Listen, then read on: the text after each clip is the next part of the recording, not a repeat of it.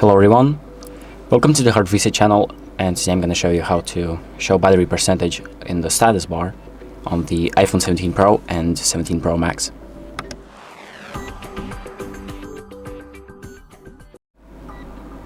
So if you want to see the amount of percentage you have on your phone right here on this battery icon, what you can do is open up the settings of your phone, then scroll down to battery, select that, and then scroll down to battery percentage and toggle it on.